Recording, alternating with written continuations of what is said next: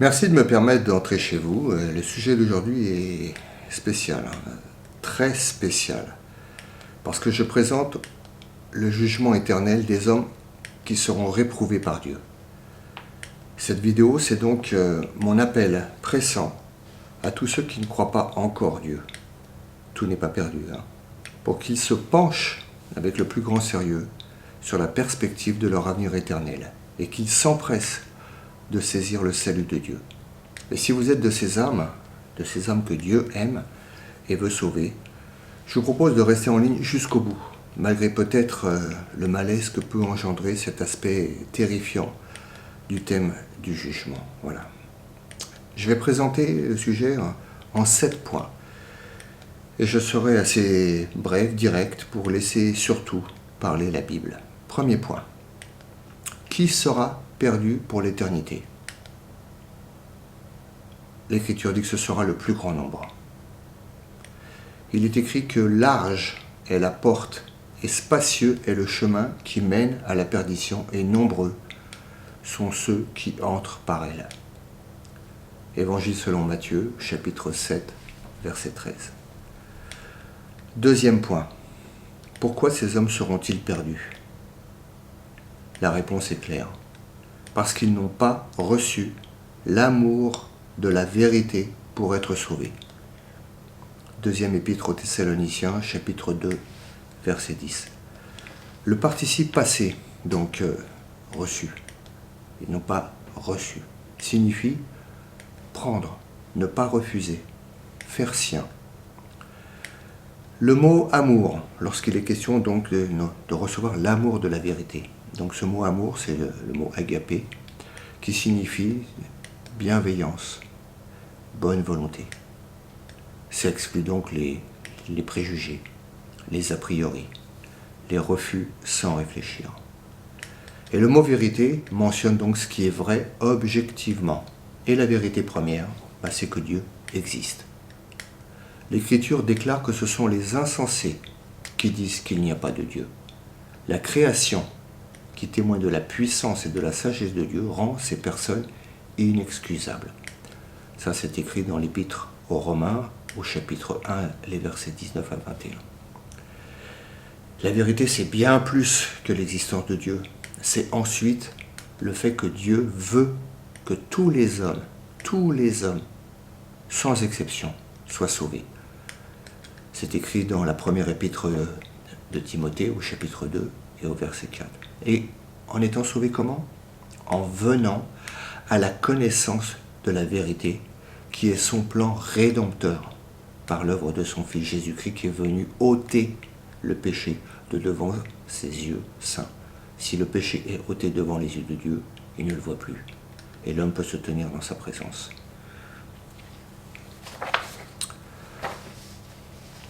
Donc, il est question de personnes qui viennent à la vérité. Et le verbe venir, donc, il est traduit ici comme arrivant d'un lieu vers un autre. C'est-à-dire en sortant des ténèbres pour entrer dans la lumière, en sortant de l'aveuglement pour entrer dans la vue des choses invisibles aux yeux de notre corps, mais éternelles, et qui ont présidé à tout ce que nous voyons aujourd'hui. On ne peut pas voir Dieu, mais c'est lui qui a créé le monde visible et le monde invisible. Et cette lumière a été rejetée. Troisième point. Pourquoi ce rejet? Alors je lis dans l'Évangile selon Jean, au chapitre 3, du verset 19 au verset 21, que Dieu n'a pas envoyé son Fils dans le monde, afin qu'il jugeât le monde, mais afin que le monde fût sauvé par lui. Et celui qui croit en lui n'est pas jugé, mais celui qui ne croit pas est déjà jugé, parce qu'il n'a pas cru au nom du Fils unique de Dieu. Or, c'est ici le jugement, que la lumière est venue dans le monde, et que les hommes ont mieux aimé les ténèbres que la lumière, car leurs œuvres étaient mauvaises. Car quiconque fait des choses mauvaises déteste, hait la lumière, et ne vient pas à la lumière de peur que ses œuvres ne soient reprises. Quatrième point. Quelles sont ces œuvres? L'Épître aux Galates, au chapitre 5, Donc, et au verset 19, on donne une liste. Or, les œuvres de la chair sont manifestes. Ce sont l'impudicité, l'impureté, la dissolution, l'idolâtrie, la magie, les inimitiés, les querelles, les jalousies, les animosités, les disputes, les divisions, les sectes, l'envie, l'ivresse, les excès de table et les choses semblables. Et je vous dis d'avance, comme je l'ai déjà dit, non pas moi mais la Bible, que ceux qui commettent de telles choses n'hériteront pas le royaume de Dieu. Alors on peut noter que cette liste ne mentionne pas ni le meurtre, ni le vol, ni le viol, ni le terrorisme, ni toutes ces choses-là, ce que les hommes admettent unanimement comme des choses condamnables. Cette liste, elle montre à travers des choses que les hommes estiment insignifiantes et indignes de jugement. Cette liste donc montre qu'il n'y a pas de juste, pas même un seul, aux yeux de Dieu. Les hommes pensent autrement. Par exemple, quelle personne jalouse s'estimerait digne du jugement de Dieu? 5e point, le jugement final. Il est décrit au chapitre 20 de l'Apocalypse, les versets 12 à 15. Je le lis. Et je vis les morts, les grands et les petits, qui se tenaient devant le trône. Des livres furent ouverts, et un autre livre fut ouvert, celui qui est le livre de vie. Et les morts furent jugés selon leurs œuvres, d'après ce qui était écrit dans ces livres. La mer rendit les morts qui étaient en elle. La mort et le séjour des morts rendirent leurs morts qui étaient en eux. Et chacun fut jugé selon ses œuvres. Et la mort et le séjour des morts furent jetés dans l'étang de feu. C'est la seconde mort, l'étang de feu. Et quiconque ne fut pas trouvé écrit dans le livre de vie fut jeté dans l'étang de feu. Il y a de quoi être inquiet si on n'est pas à Dieu. Alors il est temps pour chacun de se pencher sur la perspective de son avenir personnel, de son avenir éternel personnel. On pourrait dire c'est terrible ces jugements. Et Dieu est amour, mais comment est-ce que c'est possible qu'un Dieu amour puisse jeter des gens dans un étang de feu et de sang?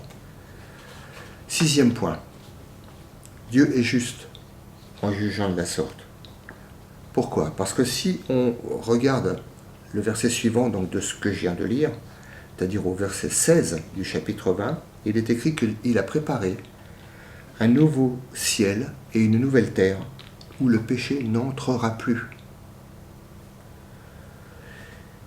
Il est dit ailleurs que nous attendons, nous les chrétiens, une nouvelle terre dans laquelle la justice habite. Et l'Ancien Testament, il mentionne aussi les nouveaux cieux et la nouvelle terre.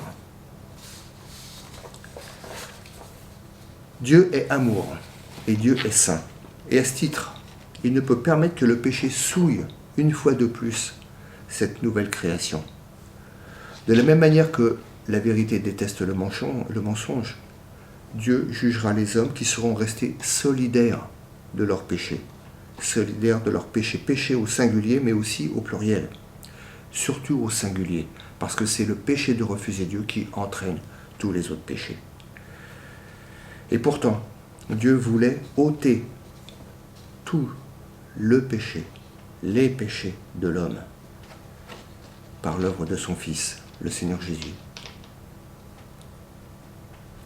Et en refusant le seul moyen d'être sauvés, ces hommes se seront eux-mêmes condamnés au tourment éternel.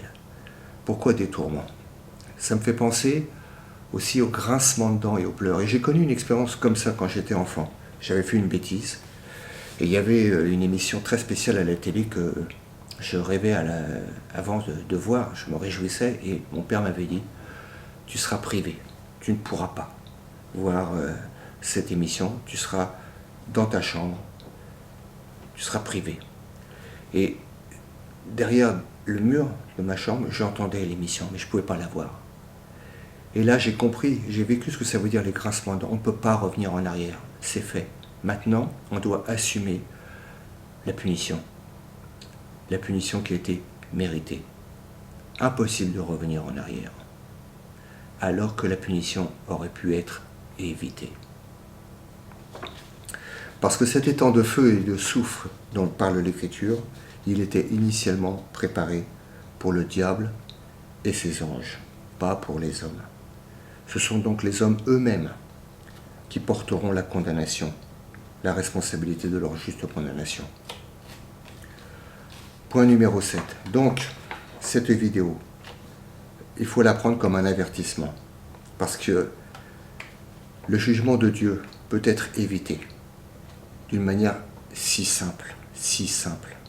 Il suffit de se tourner vers le Christ, ce qu'il a fait, pour recevoir ce qu'il a fait, ce salut qu'il a opéré. Et il a dit, c'est accompli, c'est fait. Dieu l'a ressuscité pour nous montrer que l'œuvre a été acceptée par Dieu. Les péchés que Jésus a ôtés ont été ôtés aux yeux de Dieu. Donc c'est un avertissement à saisir le salut qui a été accompli par l'œuvre de Jésus à la croix. Et il n'y en a pas d'autre. Parce que celui-ci, c'est le salut de Dieu. Tout salut proposé dans les différentes religions ne vaut rien, absolument rien. Il n'est d'ailleurs que l'expression d'une extraordinaire suffisance de l'homme qui s'estime assez riche pour revendiquer par ses œuvres une place au ciel. Assez riche. Ça veut dire que nous avions une dette énorme. Et pour le prix à payer, il n'a pas fallu moins que Dieu donne ce qu'il avait de plus cher, ce qu'il a de plus cher, son Fils unique, son Fils sans péché, qu'il a dû traiter comme le péché. Il a dû le frapper sans miséricorde, comme le péché mérite d'être frappé. Il n'y a pas de plus grand sacrifice. Et seul ce sacrifice nous ouvre le ciel. Quel homme pourra proposer mieux? Quelle religion peut proposer mieux? L'homme vient avec ses fautes, l'homme reconnaît ses fautes, l'homme demande pardon, l'homme reçoit le pardon, l'homme devient un enfant adoptif de Dieu. Tout cela, c'est à la mesure, à l'échelle de la grandeur, de l'infini, de l'amour de Dieu. Pourriez-vous donner votre fils, si vous avez un fils, pour un terroriste qui aurait tué votre femme et vos autres enfants? Dieu l'a fait.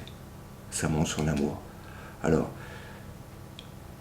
à la lumière de cet amour, et donc de la grâce qui est offerte, je vous propose de mettre ça en balance avec vos idées personnelles que vous aviez jusqu'à présent concernant donc le jugement juste d'un Dieu saint vis-à-vis de ce péché qui a souillé la création et qui rend l'homme si malheureux. Voilà. Il y a une nouvelle vie que Dieu veut donner dans l'homme. Cette vie, les croyants l'ont reçue, ils sont là pour en témoigner.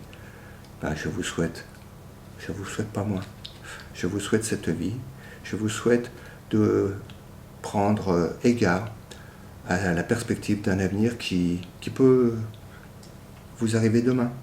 Demain, vous pouvez mourir. Et à ce moment-là, il sera trop tard si vous ne vous êtes pas converti aujourd'hui. Voilà, donc si vous entendez sa voix, ne remettez pas à demain.